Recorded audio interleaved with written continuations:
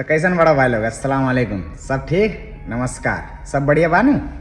तो जैसे कि बिहार विधानसभा चुनाव के रिजल्ट कल आ गइल बा, सबे के मालूम बा।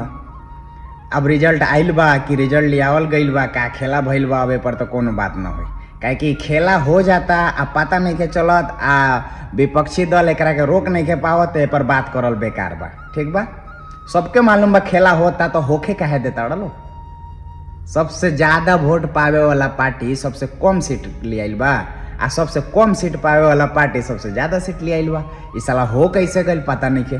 ठीक बा, अब ए पर बात ना होई। अब बात होई कि अब का करे के बा, तोरा हमरा का करे के बा। फिर से चलल जाओ गुजरात, मुंबई, दिल्ली, कोनो फैक्ट्री में लोहा पीटे, कोनो कारखाना में काम करे, कोनो के लात खाए, कोनो के बात खाए। चलल जाओ, काहे कि अब तो काम हो गइल, मेला खत्म हो गई है ना।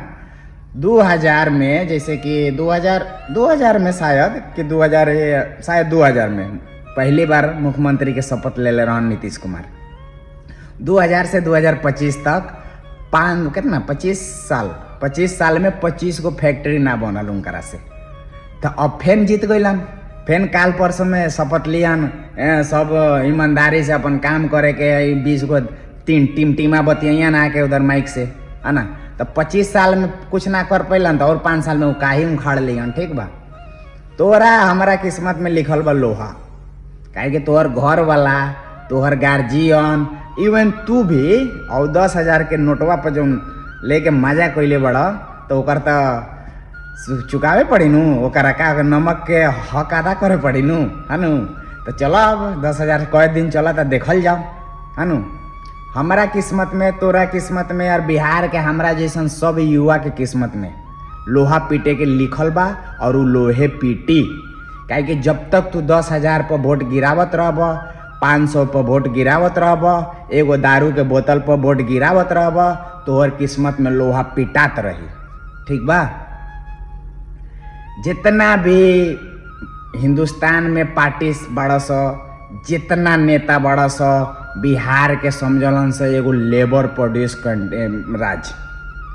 प्रोड्यूस करे वाला सबसे ज्यादा लेबर धनादन बिहार में बनेला।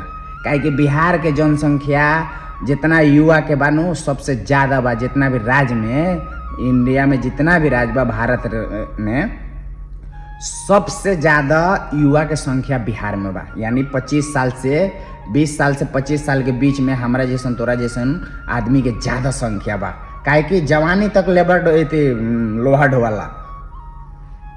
14 साल 15 साल के होते होते चलो गुजरात, मुंबई, खा लात, खा जूता, तू खाए के पड़ी। काहे कि जब तक हमें बदलाव ना आई नू, जब तक हमार नेता तोहर नेता ना निकली नू हियाँ से, तब तक हेमे नसीब में लोहे लिखल बा, और उहे करे पड़ी। ठीक बा, हम तोरा के डराएम, तू हमरा के डरवैब कि मुसलमान आ जाई तो हिंदू आ जाई, तो हई हो जाई तो हऊ हो जाई, तो इहे चलत रही। ऐसे ना बिहार उभरल बा, और ना ही उभरी, और ना ही नेता सब एकरा के उभरे दिया सब। ठीक बा, तू ओकर पार्टी से, हम होकर पार्टी से, जीत जाई 5 साल तोर खोज खबर लेवे ना आई, और आई चौथा साल जैसे कंप्लीट हो, 4 साल 6 महीना 4 महीना हो जाई, तो आई भागल फेन तोरा के एगो 10 के लमरी पकड़ाई, और फेन तू बह जेब ओकरा ओरी, फेन दे देब वोट, फेन 5 साल माजा मारी, और तू लेबर के लेबर बनल रहब। हमार नाराजगी केहू से नहीं के।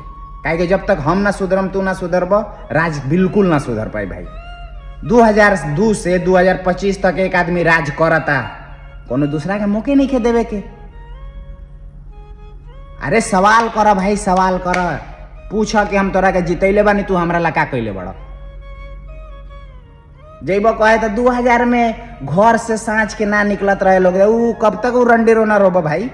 आज 2025 चलता, दुनिया चांद तक चल गइल बा, तू साला होती खानी के जंगल राज के डर डेरावत रहल कि 2002 में, 2005 में, 6 में सजिया के बाजार ना लागत रहे, तो 10 बजे के बाद लोग ना निकलत रहे, तो हई ना होत रहे, तो हऊ ना होत रहे। एगो हथियार मिल गइल बा, उ जादू के छड़ी चलावत तड़ा, और जीतत तड़ा, माजा मारा तड़ा। चलो ठीक बा, सबके बधाई बा, जे जीतल बा सबके बहुत बहुत शुभकामनाएं। और यही आग्रह बा कि अपन ईमानदारी से अपन काम करो लोगन, अपन मलाई चाटे के फेर में ना रहो।